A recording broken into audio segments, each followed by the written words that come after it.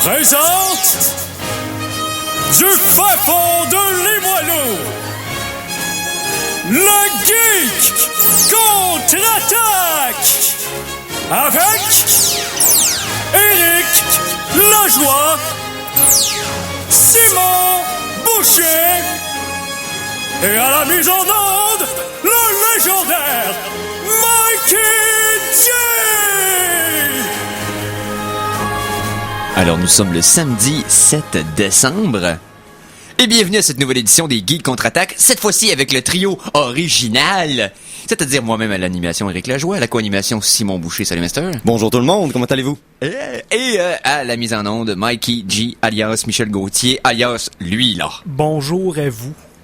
Donc, qu'est-ce qu'on a aujourd'hui? On a quelques affaires. Moi et Simon, on a subi quelque chose durant les dernières semaines et on va vous en parler. Et aussi le terme subi est faible. Ouais. Ouais, ça et plein d'autres trucs. Donc, on va commencer par les actualités. Qu'en pensez-vous? C'est une très bonne idée. Excellent. C'est maintenant l'heure de vous informer. Voici les Geektualités avec Simon Boucher. Ah, là, je m'entends enfin, c'est merveilleux. Ah, c'est cool. Donc, qu'est-ce qui s'est-il passé? Parce que je suis capable de pas le dire comme de mauvaise manière deux fois en ligne. Donc, qu'est-ce qui s'est passé dans les actualités geeks cette semaine? Plein de choses. On va commencer, pour ceux qui étaient au courant, en fin de semaine dernière, c'était le Black Friday. Oui, Donc, oui. et jusqu'à lundi, le Cyber Monday, le lundi cybernétique, pour les rabais en ligne. Donc, je sais pas si vous autres en avez profité un petit peu. Moi, je me suis gâté. Je me suis acheté le coffret 50e anniversaire de James Bond. Oui, les oui, 23 oui. films sur Blu-ray pour en bas de $100. Fait que c'est quand Nice. même un bon deal. Cependant, bon, je parle de ça parce que si on pense un peu les méchants dans les James Bond, ça Oui. a toute une gigantesque base avec un logo légèrement extrême. Mm-hmm. Et cette semaine, l'armée américaine a lancé une roquette avec un logo digne d'un méchant de James Bond. OK. Pour aller atterrir où, cette roquette-là? Là? Ah, c'est dans le fond c'est plus une roquette pour lancer un satellite. quelque chose genre. Oui. OK. Dans le fond, c'est pour l'intelligence nationale, donc c'est probablement un satellite espion. Et puis, ce qui est intéressant, c'est que Équipé d'un laser. Ouais, entre guillemets. oui, le logo, c'est la Terre avec une pieuvre dessus qui enroule ses tentacules autour de la Terre. Hey, je Pardonne-moi. pensais que c'était le logo de la NSA, ça. Oui, et c'est écrit sur le dessus. Rien n'est hors de notre portée. Oh! Fait que ça sonne vraiment comme un logo de méchant James Bondieux. Ben oui. James Bondiesque. Comment on dit ça, l'adjectif pour dire faisant partie d'un James Bond? James Bondois. James Bondois, ça me va. Permettez-moi sur cette nouvelle.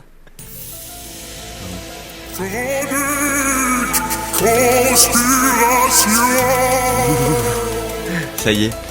Faudrait quasiment se préparer, faudrait quasiment avoir la toune de X-Files juste tout seul en background pour Oh. sortir à des moments opportuns. Je m'en occupe, Eric. Tu t'en occupes? OK. C'est bon. Mais si on l'a eu pour faire le thème, on l'a eu sans. Exact. Donc, ça fait du sens ce que je viens de dire. Donc, Ben, Est-ce pendant que- qu'on a chronique conspiration, Oui. je pensais pas la sortir tout de suite, mais on va y aller. Vous savez que les missiles nucléaires américains demandaient un code pour qu'ils décollent et tout ça. Et pendant une vingtaine d'années, durant la période d'administration de John F. Kennedy, le code était une série de 7 ou 8 zéros. Ouais, j'ai entendu parler de ça, ouais. Sécurité pour les armes les plus destructrices du monde, oui, ça valait la peine. Quoi d'autre cette semaine, Simon the Boucher? Oui, je retourne à mes geektualités régulières. Yes. On vous avait parlé dans les dernières semaines que Brian dans Family Guy était mort. Ouais, aux grandes dames de Monsieur Gauthier lui-même. Ben, il revient. Il revient? Ouais, c'est officiel. Comment il revient, c'est officiel? Ah, ils vont le remettre en vie. Ils vont le remettre en vie. Oui. OK. Je veux pas spoiler rien, mais selon ce qu'ils ont annoncé, ça ferait partie de l'épisode de Noël. Et ça aurait indirectement rapport à un souhait de Noël de Stewie. Ah. J'en ai déjà dit beaucoup. Mais peut-être que le tollé de protestation des internautes a réussi à Ah oui, faire c'est changer, en grande partie à cause de ça, ben, oui. Ben c'est là, puis c'était vraiment une décision boboche. Là. Ben, Ben, vous en avez parlé la semaine passée, de toute façon. Si là, tu c'est- fais ça, tu le fais pour de vrai. Tu te débarrasses pas du straight guy dans un show d'humour à punch. C'est niaiseux de faire ça. C'est mon opinion. Donc, d'autres choses. Oui. Les plugs USB. Quand on veut Oui. brancher un maudit fil USB, on n'a jamais le bon côté. Mais non, c'est sûr. Ben, c'est correct parce que pour les USB 3.1, il y a une compagnie, il y a un nouveau standard qui veut faire une plug USB qui serait fonctionnelle des deux côtés. Mais c'est pas, ça a été annoncé cette semaine, ça, Oui. le prochain modèle USB là, qui va rendre nos USB obsolètes. Mais là, la question, est-ce que c'est parce que ça s'appelle ça du type C? Puis présentement, vous avez un câble USB avec un bout, un micro USB A, un macro USB, un USB type A carré, un Oui. USB... Si c'est juste un embout d'une extrémité, ça reste que quand même l'autre bout du fil USB, lui, reste tel qu'il est. Parce que s'il change cette prise-là, il est plus compatible avec rien. Non, c'est sûr. Donc, probablement que ça va juste marcher comme l'autre bout d'un fil, ce qui va pas vraiment changer notre vie. Et rendu là, si vous prenez exemple ma tablette, Apple, le connecteur dessus peut être branché des deux côtés, les connecteurs Lightning. Donc, je veux dire, ça existe déjà. Mais honnêtement, oui, j'ai hâte de plus avoir retourné un fil 16 fois pour finalement trouver le bon des deux côtés. Ouais, c'est vrai. C'est drôle, hein? Parce que le bon côté marche pas du premier coup. Non, puis t'as Pour les absolument USB. toujours le bon côté quand tu commences. Exactement. Parce que souvent, la petite pénouche de plastique dedans, elle vient lousse avec le temps. Tu sais, vous savez, le genre de petit barre blanche qu'il y a dans le connecteur USB. Et quand elle vient lousse, quand tu peux du bon bord, elle tasse un petit peu vers le centre, ça marche pas. Là, tu twists, ça marche pas plus parce qu'elle est encore dans le centre. Fait que là, faut que tu brasses un petit peu, tu réessayes, mais t'as pas réessayé le bon côté en premier, bien sûr. Comme de quoi que Etc. c'est important de voir le bon côté. Ah, on a des tambours. Ah, Mikey. On a des tambours, puis personne me l'a jamais dit. Ouais, on a des tambours et Mikey s'en sert pour ça. Je suis légèrement triste. Hey, ça va-tu faire quelque chose de plus joyeux? Oui! OK. Au Mexique, il y a une grosse vanne qui a été volée. Dans le fond, c'est un camionneur qui se promenait avec sa grosse vanne puis qui a décidé d'arrêter parce qu'il y avait des besoins humains à faire. OK, genre... Quand il est revenu, quelqu'un était parti avec sa grosse vanne. Oh! Le problème, c'est que sa grosse vanne contenait pardonnez-moi, le cobalt 60, utilisé pour faire de l'armement nucléaire, hautement radioactif. Oh! Ah! Ouais. Et quelqu'un qui traîne du cobalt 60 hautement radioactif s'arrête dans un truck stop pour faire Regarde. ses besoins. Oui, je sais. Avec les Mais- clés dans le contact. Je Ouais, sais c'est pas, ça. il s'est peut-être fait voler. J'ai pas tous les détails ici, malheureusement, de la manière dont l'échange s'est passé. Cependant, la police a dit, c'est pas... l'armée, dans ce cas-ci, c'est Ouais. pas trop pire. Tant que le couvercle protecteur est pas enlevé, il y a aucun risque de radiation.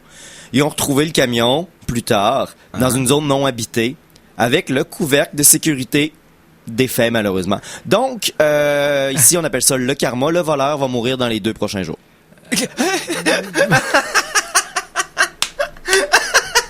On sait pas c'est qui, on sait pas quand, on sait juste qu'il va avoir une mort horrible et douloureuse due aux radiations, parce que même si l'exposition était très courte, c'est très dangereux. Il va être mort dans les prochains jours. Ça y apprendra. Et voilà. C'est parfait, ça! Ça, là, j'aime ça, ce genre de revirement de situation. Moi, là, des nouvelles, c'est comme... Une bonne nouvelle, c'est comme un bon film. Faut pas que tu vois y arriver le bon. Ouais, on t'es tout fouillé. Moi, bon. Est-ce qu'on a d'autres choses avant de passer à la... J'en ai des tonnes! T'en as Bon, des tonnes! Hey, c'est ma... Si je vous parle du Guam. Du Guam, le pays, là? Oui. Oui. Bon, l'armée américaine vient juste de lancer 2000 souris mortes pleines de drogue. Hein? Oui, ça sonne bizarre vu de même. Ben là, oui, Cependant, oui. c'est pour aider à tuer une infestation de prédateurs qui vont manger les souris pleines de narcotiques et vont donc mourir. Ah, c'est une tactique comme une autre. Ouais. Hein? Tu sais, t'as des problèmes de serpents, tu mets pas des collets à serpents. Je veux dire, c'est faux fil dans les collets à un serpent. Non, non, C'est comme ça, trop huileux. C'est un fil, en fait. Oui. Tu sais, c'est comme tu peux faire un collet avec un serpent, techniquement. Oui, mais je considère le serpent comme de la corde ou quelque chose du genre. Ah, ben oui, tout à fait. Ça pourrait être intéressant. Je veux dire ça, il y a un marin qui connaît des nœuds spectaculaires à faire avec des serpents. Est-ce que t'aimes ça être découragé de l'existence? Moi, honnêtement... Ça m'arrive au moins 2 fois par émission. en excellent. fait. Moi, dans les créatures vivantes, j'ai 2 listes.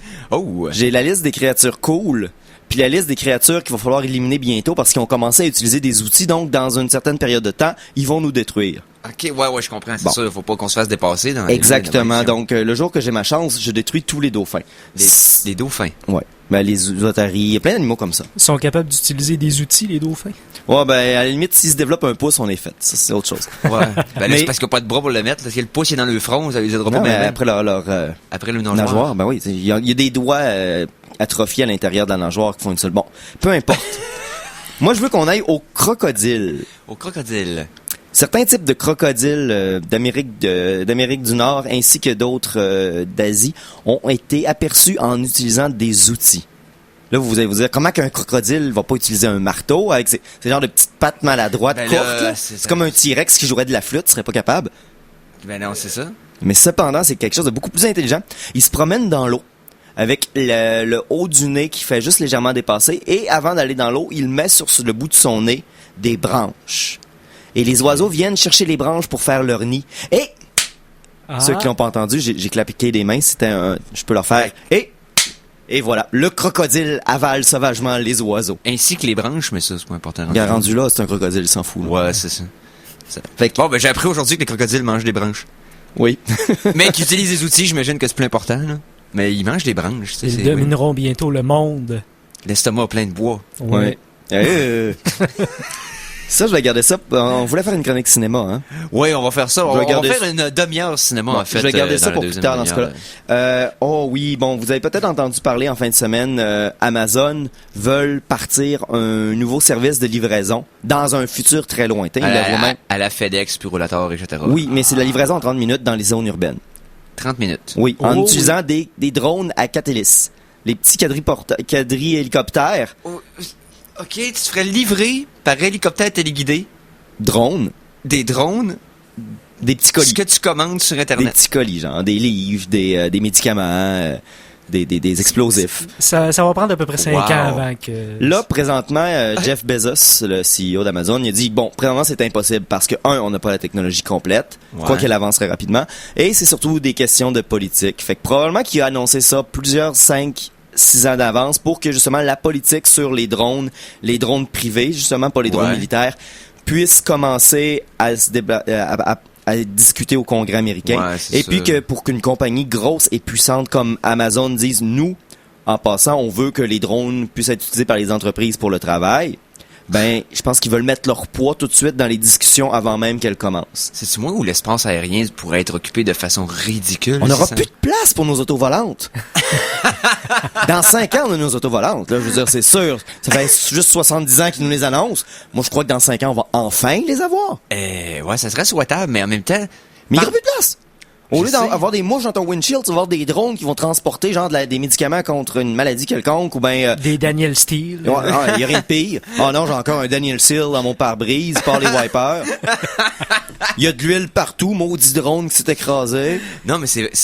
J'essaie de penser au nombre de transactions possibles, autant par les entreprises dans un milieu urbain que les gens qui commandent. Ça prendrait un nombre de drones beaucoup trop élevé. Je pense qu'ils réalisent pas l'envergure que ça peut prendre.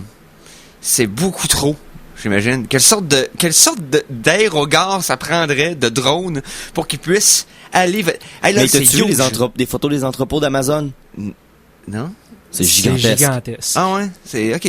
Non, mais c'est parce que c'est quelque chose. Hein. Oui. C'est... Mais ça arrivera peut-être pas. Ça va peut-être arriver. On le sait pas. Mais qu'on veuille ou qu'on veuille pas, les drones de façon privée et non pas gouvernementaux ou militaires ils vont arriver quelque chose bientôt là-dessus. Bon. Et puis là, t'as toute la politique du genre, s'il y a un drone qui passe au-dessus de ta maison trop bas, est-ce que t'as le droit de le tirer parce qu'il est techniquement dans ton espace domestique? Ça va Est-ce qu'il va y ouvrir avoir la des pirates porte, qui vont ouais. essayer d'attraper les colis avec des gros filets papillons géants? Effectivement. Ouais, c'est vrai.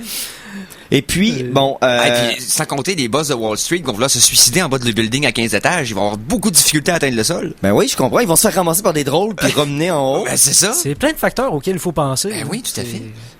Mais ce qui est drôle là-dessus ici, si vous me permettez juste d'étirer un tout petit peu plus longtemps, Y a pas de c'est problème. que Google, Oui. un des chefs de Google s'est déclaré fortement contre ça parce qu'il Ok. dit que c'est dangereux si on commence à faire ça, à donner de l'équipement qui peut être utilisé potentiellement de façon militaire à n'importe qui, ça peut mal virer.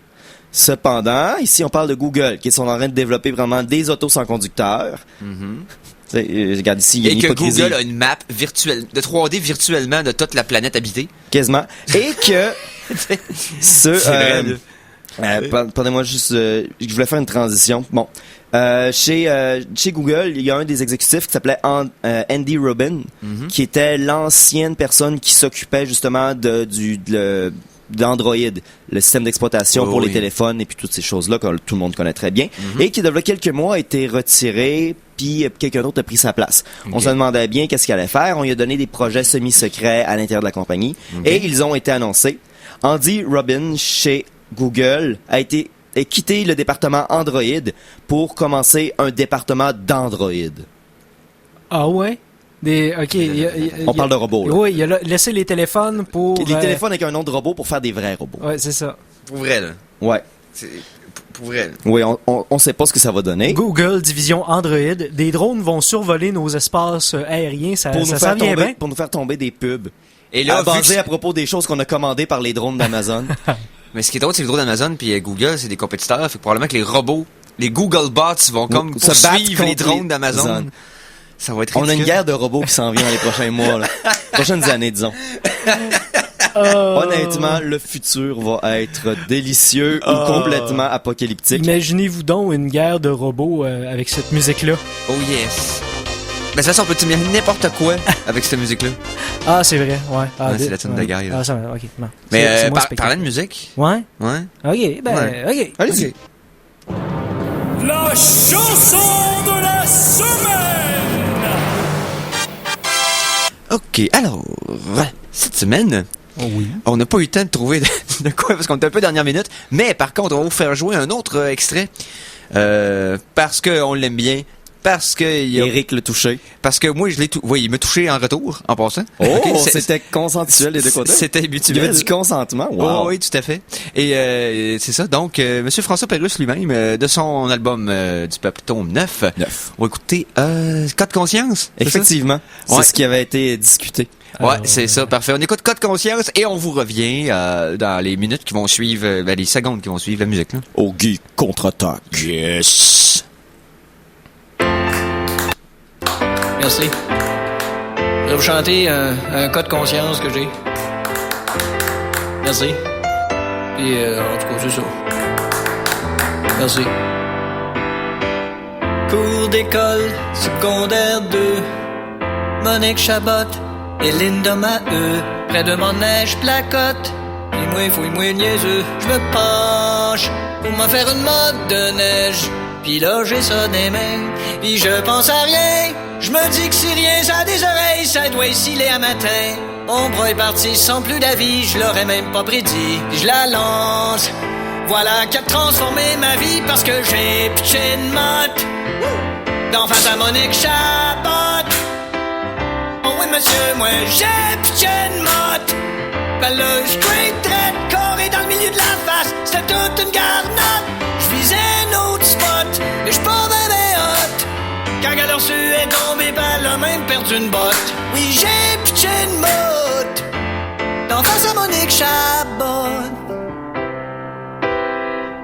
Et qu'elle s'est relevée, elle saignait pas. Elle avait la face rouge comme si elle avait passé le week-end. La tête en bas, fibedou, bah on cherchait sa tuque, puis on la trouvait pas. 3 semaines plus tard, on l'a retrouvée dans rue toute brune avec des traces de pneus dessus. Et bah, malgré mes excuses, elle m'a jamais reparlé. Et puis des mottes de neige, j'en ai jamais relancé. Et sauf l'hiver dernier, pour le fun, sur une porte fermée. La motte par la porte s'ouvre, pouvez-vous deviner que j'ai pitché une autre motte d'en face à Monique Chabot. Dans l'eau bam, j'ai pitché une autre motte 30 ans plus tard, direct dans la même face à Monique Chabot. Elle est tombée par terre avec les 2 jambes en l'air. Je pense même que je me souviens d'avoir vu un petit peu son derrière. Là je pitch plus une motte. Je m'excuse Monique Chabot. Merci, fait du bien. Ah, de rien, de rien. Donc, c'était François Pérusse sur l'album du Peuple Taupe 9, Cas de conscience. Ah, Eric touché par Pérus. Ouais, touché à mon plus fort intérieur pendant des années, et maintenant sur la surface. Donc, je ne suis que comblé. Maintenant, Oui. on va passer à une chronique. En passant, les Geeks contre-attaque vous reviennent sans bruit de fond parce qu'on a fermé le ventilateur. Hey, j'ai-tu cherché pendant la première moitié c'était quoi je faisais ce bruit-là? Il y avait comme un, tu sais, moi je l'entendais dans le micro, c'était comme, dans mes écouteurs, c'était fort. Mais là, c'est comme, voilà, c'est paisible. Écoutez. Ah, c'est vrai que ça fait une différence. Oui, hein? Oui, oui, oui. C'est oui. quelque chose. Donc, C'est vrai que c'est zen. Je viens de réaliser. oui, tout à fait. Donc, ce qu'on va faire maintenant, on va faire une deuxième chronique. C'est chronique de... Le tronc. Oh, J'ai plein de belles choses pour vous autres cette semaine. Ah ouais. OK, ben, soyons étranges. Soyons étranges. Chronique de l'étrange. Excusez, c'est moi. Je me suis dit que ça sonnerait, ça va fitter avec le fait que c'est étrange d'entendre un micro se tasser parce qu'il était pas à bonne hauteur. Oui. Ouais. Toujours aussi rigoureusement professionnel, Éric Lajoie. Éric Lajoie, t'étais un génie du professionnalisme. Donc, chronique de l'étrange. Et là, tu nous as parlé de trucs assez weird pendant le premier quart de l'émission. Oui. En quoi ça va être pire? Ah j'aimerais qu'on parle de l'ornithorynque. Ça commence bien. Oui, je veux dire, j'aime toujours apprendre des choses sur l'ornithorynque parce qu'il y a toujours des choses à apprendre qu'on savait pas. J'ai découvert cette semaine que l'ornithorynque n'avait pas d'estomac. Comment Quoi? Hein? Son œsophage est connecté directement à son côlon. Il n'y a pas d'un organe sac fait pour retenir des quantités d'acide pour dissoudre de la nourriture. Mais Tout se fait le long de son gigantesque tube. Ah. Donc, son œsophage / côlon s'occupe de récupérer tous les nutriments et de défaire la nourriture. Donc, une chose de moins que le mammifère, entre guillemets, qui est l'ornithorynque, ne partage plus avec les mammifères, entre guillemets, qui sont tous les autres, qui sont sains et pas complètement monstrueux. Mais l'ornithorynque, ça veut dire qu'il il fait constamment de l'acidité. Ouais. Les reflux gastriques. My God, ça doit être horrible comme vie! Non? Elle est arrangée comme il est en plus. Ouais, déjà que t'es pas gâté par la nature visuellement. Non, mais en plus, tu sens le burn à tous les jours. T'as peu. Pas gâté par la nature. T'as des œufs mous, t'as des pics avec du poison, t'as une queue de castor pour te propulser dans l'eau, pis t'es probablement capable de tuer avec tes pouvoirs télékinétiques. C'est l'ornithorynque ou Psyduck. Je les mélange tous les jours. Mais...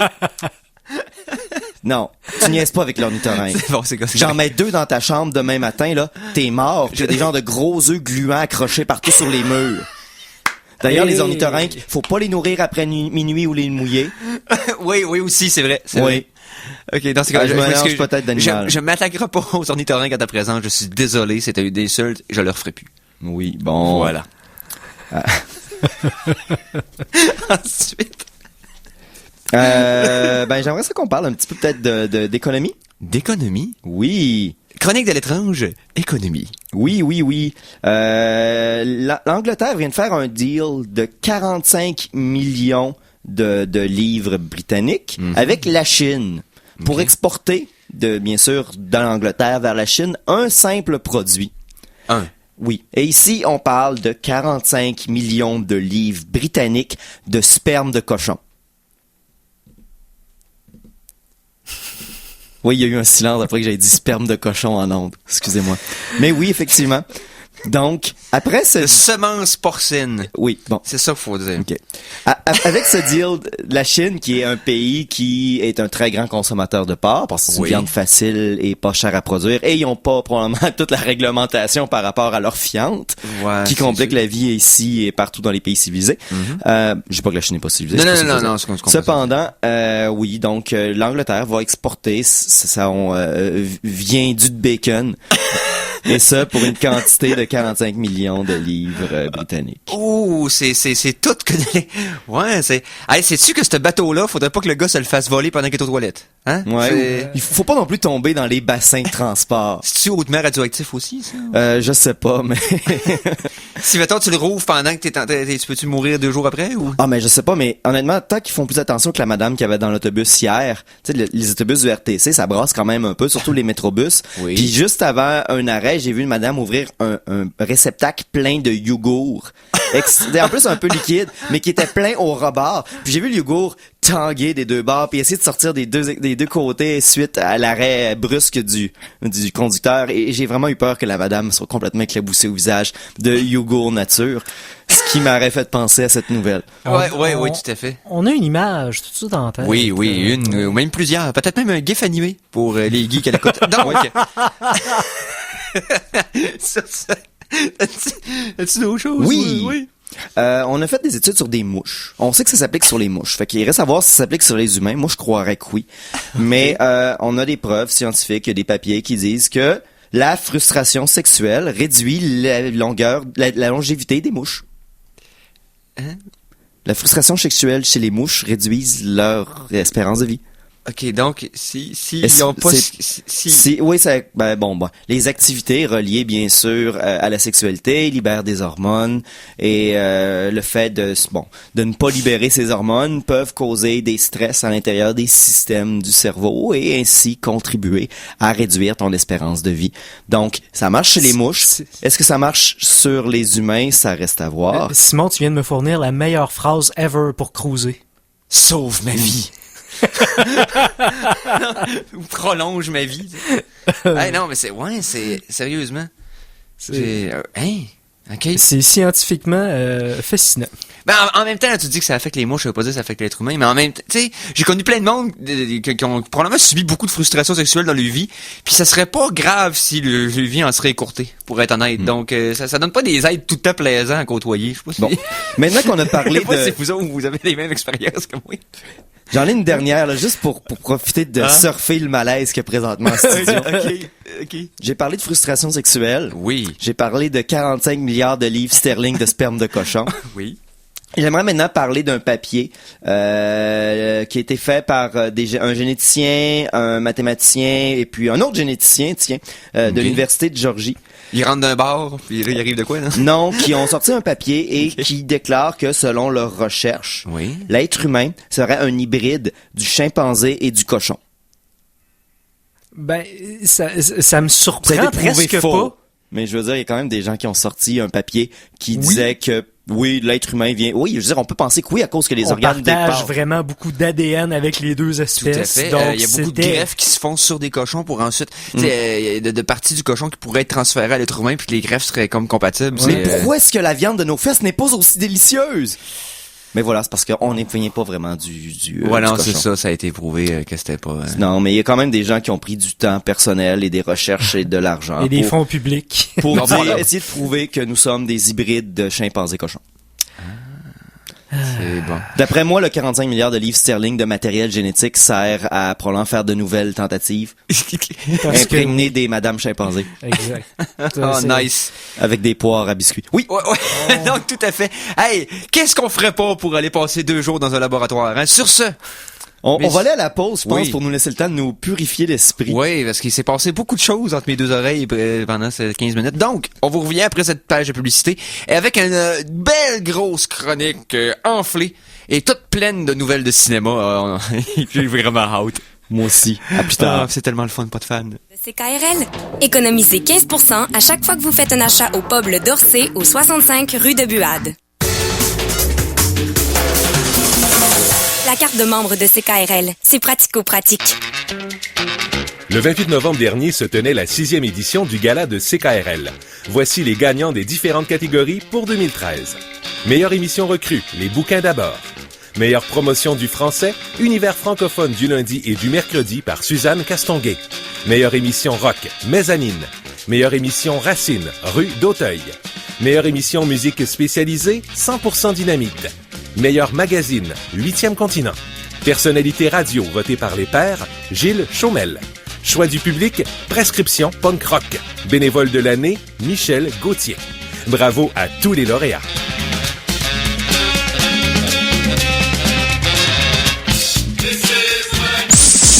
Du 7 au 15 décembre, Sillon le disquaire vous offre à prix très festif des dizaines de nouveautés, dont celles d'Émile Proucloutier, de Pierre Lapointe, de Vincent Delerme, de Lou Doyon, d'Anushka Shankar, de Billy Joe et Nora Jones, d'Arcade Fire. Sillon le disquaire qui fête Noël en musique au 1149 Avenue Cartier, 88 524 83 52, sillon.com. Cette année, 100% Dynamite fête ses 10 ans. Et à cette occasion, une fois par mois, Jean-Baptiste et Goulven vous proposent d'écouter une sélection faite par des amis mélomanes, des collectionneurs ou des DJ qui gravitent autour du groove. Le vendredi 20 décembre 2013, c'est au tour de Louis-Guy Bégin du blog Les Rythmes étranges de partager avec vous sa sélection intitulée « De la corne d'or au Yangtze ». 100% Dynamite, tous les vendredis, de 19h à 20h. J'ai une recette immanquable pour les grosses fins. Dans un chaudron, vous versez une poignée d'huard, quelques ours polaires. Ajoutez un chèque que vous signez généreusement. Mettez 1 ou 2 zéros de plus, c'est encore meilleur. C'est la grande guignolée des médias. Jusqu'au 24 décembre, faites le 1-866-908-9090 ou apportez vos denrées non périssables chez Jean Coutu, Provigo Maxilloblase.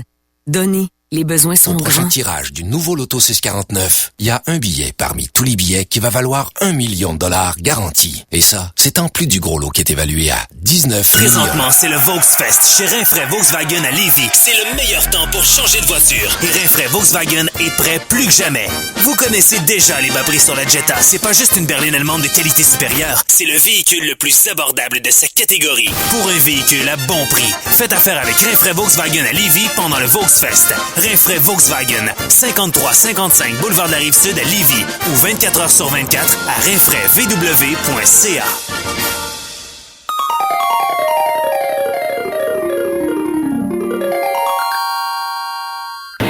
De retour de la pause, revoici les Geeks contre-attaque! Et nous sommes de retour. Oui. Et non pour vous jouer un mauvais tour, mais vous parler de trucs que l'on trouve intéressants et qu'on espère que c'est partagé. Donc, qu'est-ce qu'on a pour la deuxième demi-heure, les boys? On a ça. Hein? Chronique Cinéma!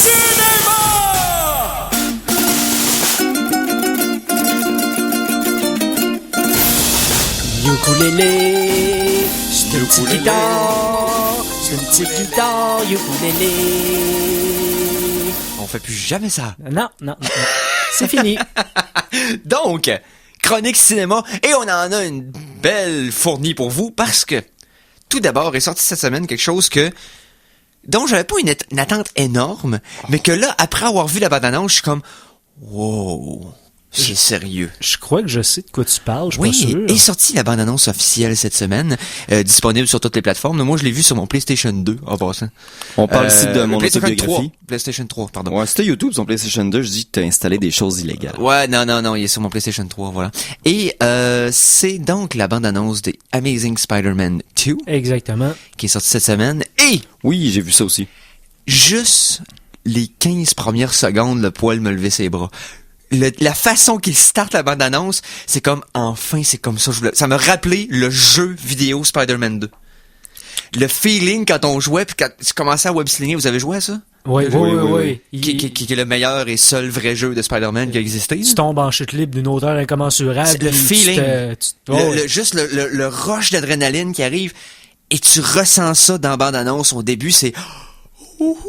ça risque d'être cool. On voit pas beaucoup les bad guys, mais par contre, il y a quelque chose qui me fatigue. Oh non. Il va en avoir 3. Et je trouve tout le temps que 3, c'est 2 Encore trop. 3? Oui. Ben, mais ça se peut qu'on ait 2. Excuse-moi. Oui, non. Je veux dire, il y a comme une longue liste là, de personnes plus ou moins sympathiques. Tout à fait. C'est juste que souvent les films qui ont focusé sur... focusé, c'est pas c'est un anglicisme, mais... Qui ont mis l'emphase. Qui ont mis l'emphase sur un seul vilain étaient beaucoup supérieurs à ceux qui essayaient d'en mettre le plus possible dans le film. Je veux dire, l'échec de Spider-Man 3 de Sam Raimi était le fait qu'il avait mis 3 bad guys alors qu'il y avait de la place pour 2. Et qu'on voyait que le scénario avait été écrit pour 2 et qu'on a forcé Venom au travers. Justement, ma qualité de geek néophyte ou pas remarqueux, tout simplement, fait en sorte que je connais juste Electro dans le Amazing Spider-Man 2. C'est quoi les deux? C'est qui les deux autres? Les deux autres, c'est qu'on a vu des glimpses, des aperçus. Des aperçus très subtils à Rhino. Oh, ok. Ouais, Rhino pour ceux qui prononcent mal. Et ce sympathique Rhino, donc, il sera pas nécessairement un genre de gros dude avec un saut en spandex. Une corne au... C'est ça, ça va être une armure.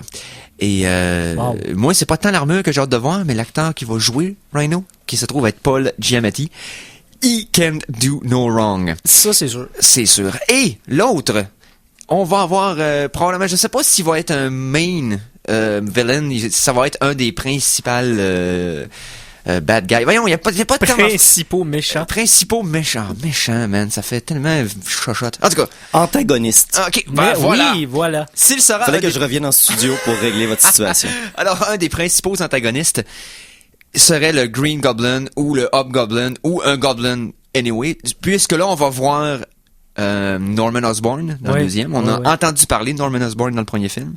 on va le voir dans le deuxième. Et sur un des articles promotionnels, on voyait de loin, sans trop de détails, quelqu'un avec un... Mais d'après les images qu'on a vues, ça a l'air d'être plus Harry. Ouais, ça a l'air d'être directement Harry. Donc, je sais pas, ça va être... Parce que Norman, d'après les images, il est couché dans son lit, puis il a l'air d'être en train de pas filer. Ouais, c'est ça. Mais ça se passe tout au début du film, à la fin du film? Je sais pas, mais j'ai vraiment l'impression que c'est beaucoup plus Harry Osborn qui est... En tout cas, bref. Parce qu'il y a énormément de stock dans ce trailer-là. Ouais, là. c'est ça. Il y a beaucoup de matériel. J'ai pas regardé la version américaine, j'ai regardé la version internationale parce qu'habituellement, il y a moins d'explosions puis il y a plus de contenu. Et puis, t'as un long segment sur... Peter qui découvre encore des terribles secrets sur son père et ses connexions avec Oscorp. Tu visites, dans le fond, il y a une visite dans les catacombes d'une place et puis on voit que il y a clairement le harnais de Octopus dans une genre de vitre. Ouais. Il y a le harnais du Vulture dans une autre vitre d'à côté. Il y a tellement d'items qu'on sait plus où donner de la tête. C'est quoi le focus de ce film-là? Je sais pas, faudrait que le film, s'il est bien fait, va prendre au moins 1h45, 2h pour juste pas rien presser un dans l'autre, qu'on ait le temps de vivre chaque moment, chaque personne, Puis moi, j'ai l'impression qu'il devrait faire un peu comme l'antagoniste de la semaine, tu sais, le vilain de la semaine. C'est-à-dire que, mettons, Rhino pourrait être le story arc de la première demi-heure. Il arrive de quoi? Fin de ce vilain-là, mais ça révèle de quoi de plus. Donc, on passe au prochain. On fait pas comme les trois sont importants puis sont interreliés jusqu'à la fin. Ça me fatiguerait, ça. Moi, j'ai plus l'impression que ça va être le genre de film qui va mettre la table pour le troisième. Probablement aussi. Parce qu'il y avait des rumeurs qui voulaient s'en aller vers à l'époque quand Sony avec Sam Raimi voulait s'en aller vers le Sinister Six. Ils ont encore cette idée-là. Donc, je viens juste de dire pourquoi. Regarde, il y avait, je pense que la personne qui se promenait dans le corridor que je parlais, si ma mémoire est bonne dans le trailer, c'était justement Osborn.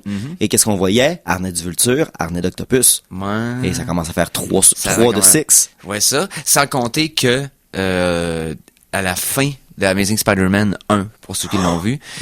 Non, spoiler, s'il te plaît? Ah oui, hein. Oh mon Dieu. Fait que... Attention tout le monde.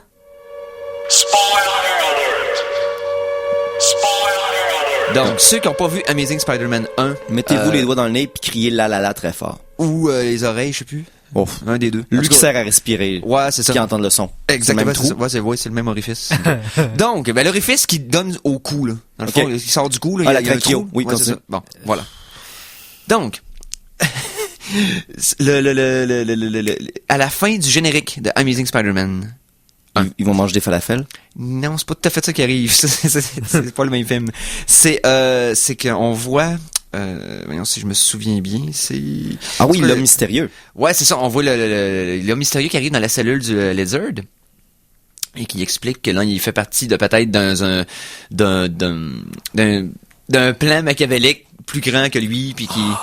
Je me souviens, puis le gars, c'est comme téléporté dans la cellule de façon mystérieuse. Mais dans je disais, j'étais plus sûr qui que j'ai vu dans le corridor. C'était peut-être l'homme mystérieux, si ma mémoire est bonne. Aussi. C'est pour ça que là, les spéculations sont rampantes. C'est ça le terme en français? Il y a plein de choses rampantes, c'est bon. C'est parfait. Donc, on va voir ce que ça va donner. Mais j'ai un bon feeling pour celui-là. Honnêtement, je voulais pas aimer Amazing Spider-Man, à ce que je trouvais que le reboot était beaucoup trop tôt après les 3 films d'avant. Ah, mais on le sait pourquoi, là. Et non, je peux pas. Puis le 2, en plus, le saut est revenu comme il était dans les comic books. Le look de Mark Bagley, un de mes illustrateurs préférés de Spider-Man dans les illustrateurs modernes. Donc, écoute... Mais il y a pas la toile en dessous des bras, là.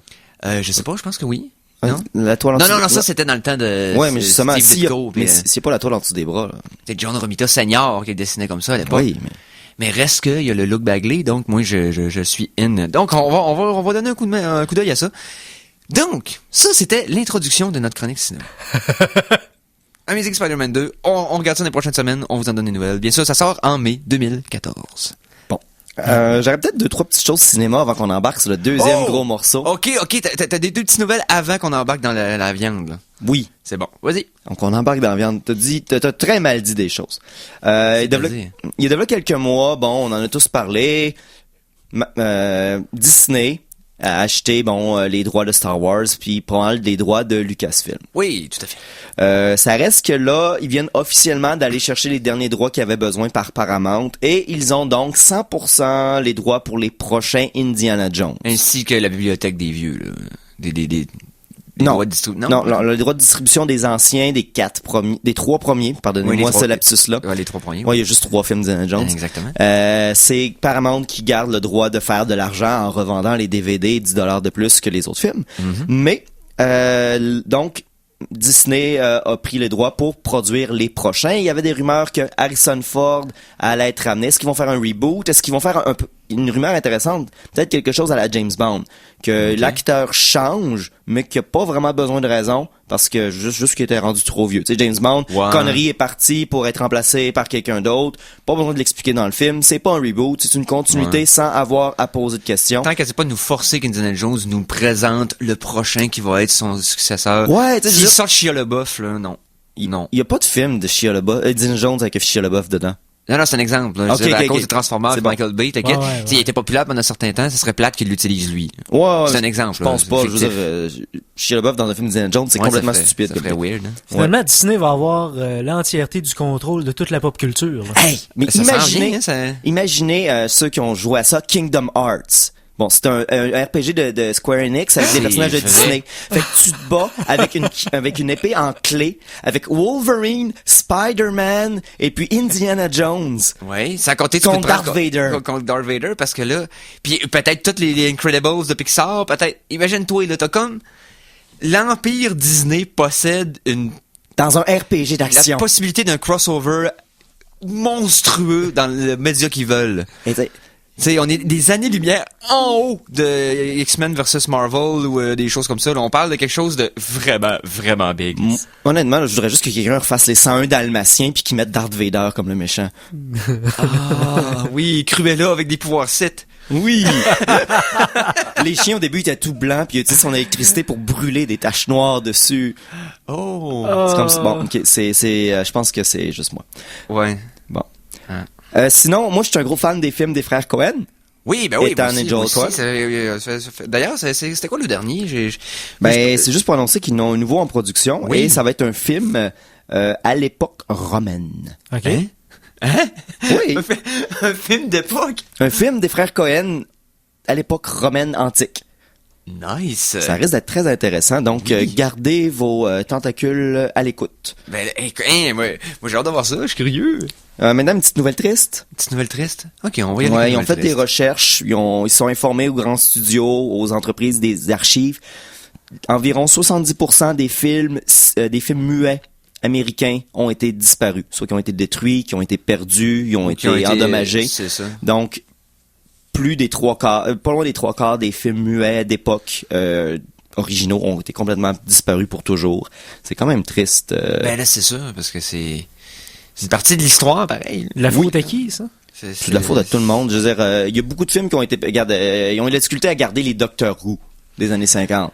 Ouais, ça, juste pour ça, ils ont mon... Fait que imagine des films muets des années 20, des années 30. Les studios souvent réutilisaient les bobines, ils étaient mal entreposés, il y a eu des feux, il y a eu des dégâts d'eau, il y a eu des extraterrestres qu'ils ont pris pour partir une culture supérieure dans une autre planète. Il y a eu plein de bonnes raisons pour ça. Certain que le support se dégradait très vite. Aussi, je veux dire, c'est très sensible, puis à un certain point, s'il était mal entreposé avec les températures, ça pouvait devenir sec et cassant. Ouais. Tout à fait. Donc, parlant de sec et cassant, Eric...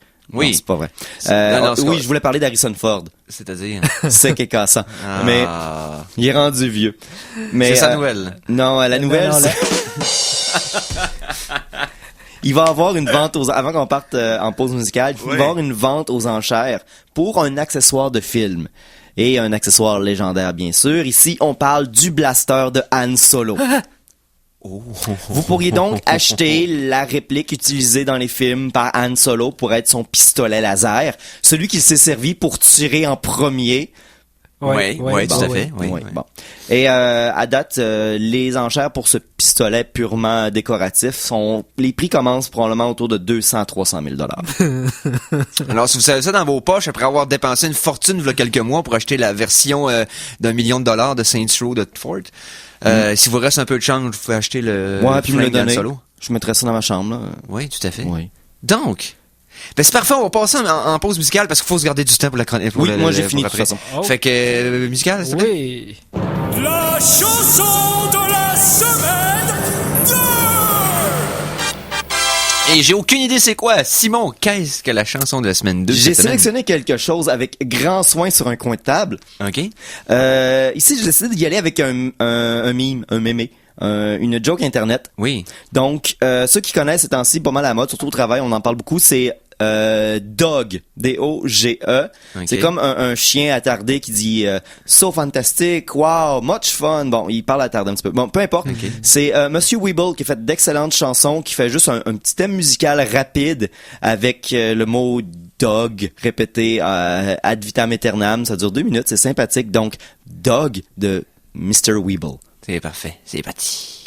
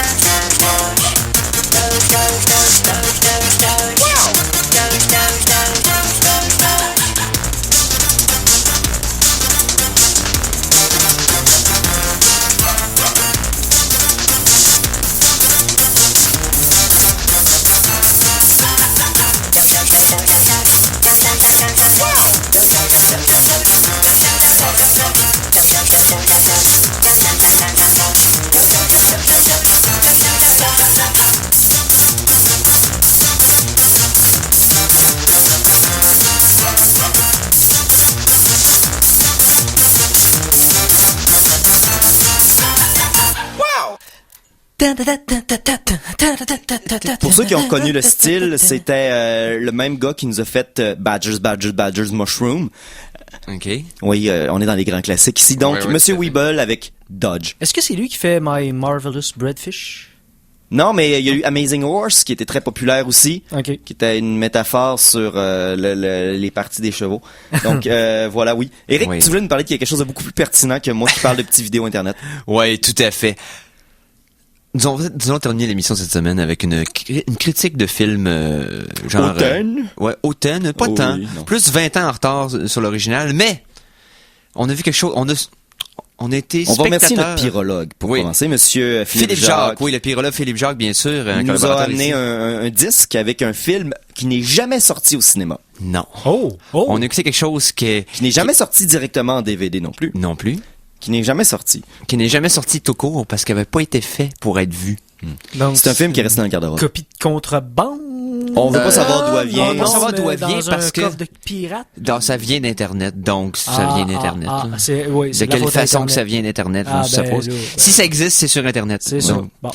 On vous parle de la version de 1994. Oh oui. De Fantastic Four. Les 4 fantastiques. Ouais, il y a eu une version en 1994. Personne n'est au courant. Parce que la compagnie, c'est New Horizons, c'est bien ça? Oui. Qui avait les droits à l'époque pour faire un film de Marvel sur Fantastic Four. Ils les avaient achetés peut-être quelques années avant. Étaient sur le point de perdre ces 10 droits. Oh oui. Donc, ils ont négocié avec Stan Lee de faire tourner un film. Ils ont jamais averti les acteurs, ni le directeur, ni les writers, ni personne que le film était pas fait pour être sorti. C'était uniquement pour dire, on a fait un film, on a atteint nos droits administratifs, donc on peut continuer à garder la licence telle que notre entente. Parce qu'un petit peu, comme il est arrivé dans les derniers mois, les droits, si tu les as pas utilisés pendant un certain temps, souvent ils reviennent à l'original. Un peu ce qui était arrivé avec Daredevil, qui a été renvoyé de Sony à Marvel parce qu'ils ont pas refait de nouveaux films. C'est d'ailleurs ce qui va nous donner la nouvelle série sur Netflix. Donc, ils voulaient juste marquer leur territoire en faisant cette bobine-là. Donc, ils ont sorti 1 million millions de dollars et ils ont fait un très mauvais film. Écoutez, Stanley ne fait pas de caméo dans cette version-là, je tiens à le préciser. Donc, en partant, c'est mauvais signe. OK. Et c'est, bon, $1 million. C'est pas un énorme budget pour un film de super-héros. Surtout si on tient compte que les 4 Fantastiques impliquent quand même beaucoup d'effets spéciaux. Oui. On parle de personnes invisibles, on parle d'hommes de roche, on parle d'hommes élastiques, hommes en feu, et puis probablement une séquence dans l'espace. C'est pas le choix, là. Ça vient tough, là. Et on parle aussi que les effets spéciaux coûtaient plus cher à produire pour être réalistes en 1994, bien sûr. Exact. Ça doit... Donc.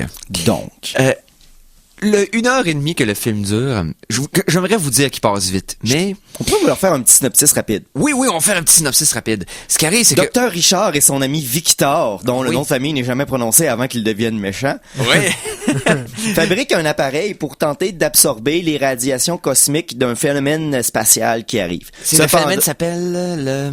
Je l'ai... me rappelle plus, le... On va le trouver plus tard, c'est pas ça qui est important. Ce qui est un professeur au début du film qui nous fait un speech. Ce qui est important, c'est que Dr. Richard, lui, pense que les paramètres ne sont pas corrects et demande à son ami Victor de les vérifier une deuxième fois. Victor, qui, étant bien sûr un bon coquille méchant, dit non, tout est bon, on va bien survivre. Accident arrive, Victor pense être mort. Dr. Richard donc, se construit une maison et va chercher des enfants pour aller dans l'espace où il arrive un accident par un homme mystérieux qui porte une armure et finalement arrivent des aventures incroyables puis un genre de gnome qui coupe des diamants qui vole une genre de pierre magique. Puis je sais pas le tour, je pense. En fait, c'est typiquement un épisode d'un cartoon de Fantastic Four mélangé avec l'abominable lutin qui est devenu cambrioleur. Cette partie-là du film est un petit peu weird. Ah oui, il y a une aveugle aussi. Oui, il y a une aveugle qui devient une reine. Il y a une aveugle qui devient une reine des égouts. Puis que... parce que elle, c'est la seule personne qui peut aimer Ben Grimm.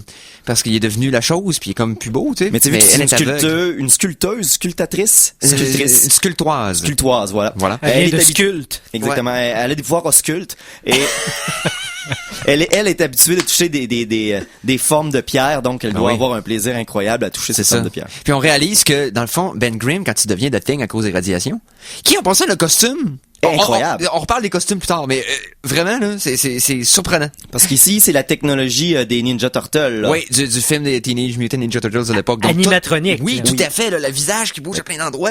C'est un très bon animatronique. Surprenamment, ils ont mis le paquet pour lui, puis c'est ça. Le reste du paquet, il est allé comme il pouvait.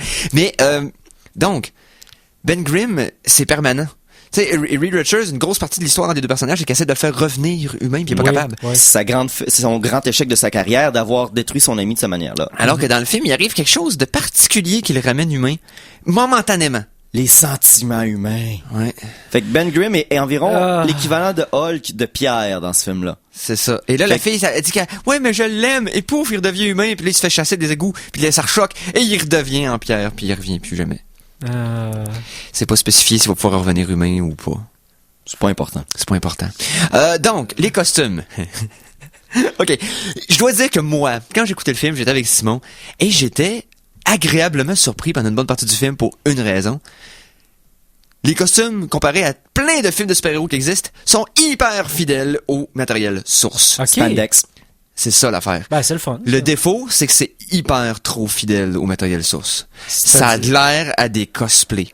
Le rond avec le 4 est extrêmement mal placé. Il n'est jamais bien visible. Il est toujours couvert en partie par une ceinture ou trop dans une autre section du corps. Et dans les années 60, les couleurs des Fantastic Four, c'était un rang de bleu vif, tu sais, pâle. Oui. Mais avec l'angle qu'il y avait, c'était correct. Un bleu pâle avec du blanc, fair enough, c'est un comic book. Dans la vraie vie, qui mettrait un saut bleu pâle et blanc? Beaucoup de gens.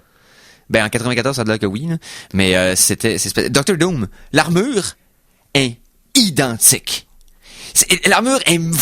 L'armure seule, je parle seulement de l'armure, est mieux réussie que dans le premier film Fantastic Four avec Jessica Alba qui ont pâli avec du fort à jour et tout ça. Mais le problème, c'est que par-dessus l'armure, il y a la cape de Dr. Doom en vert fluo radioactif. C'est ça qui est comme vert comic book. Donc on dirait qu'il y a une serviette de plage attachée sur Awesome. Donc il aurait dû mettre les couleurs plus réalistes.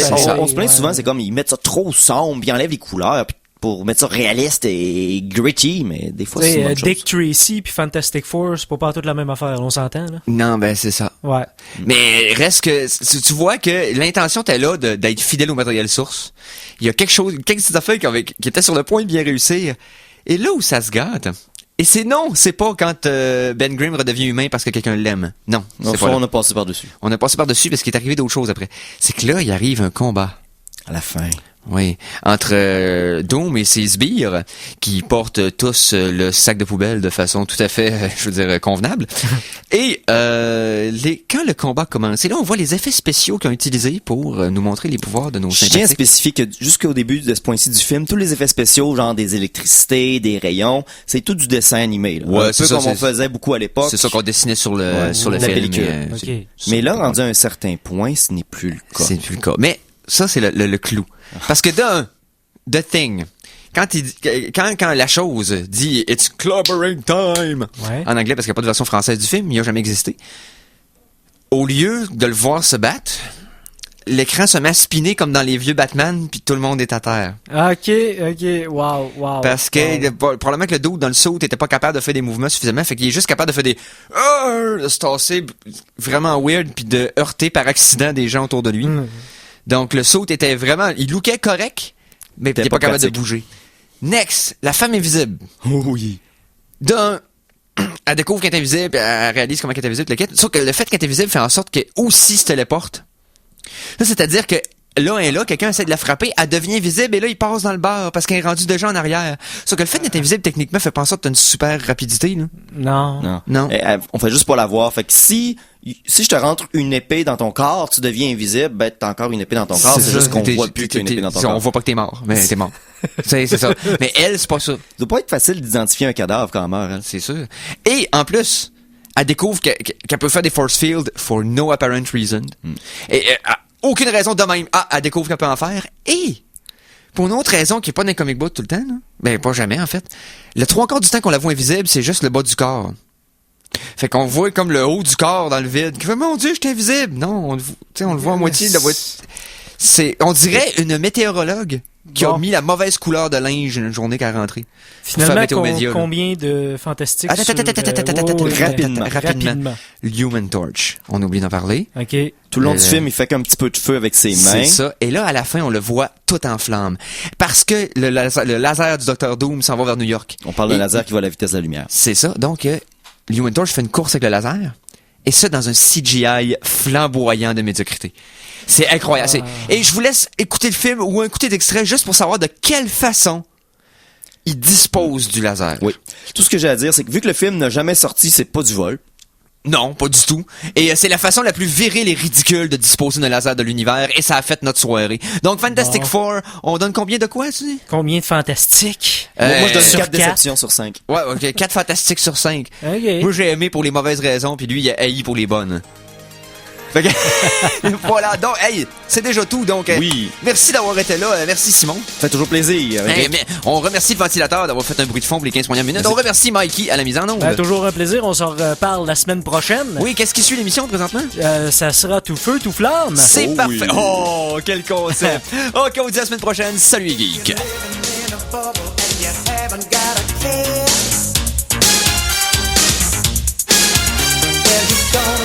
Trouble, 'cause we're gonna steal your air.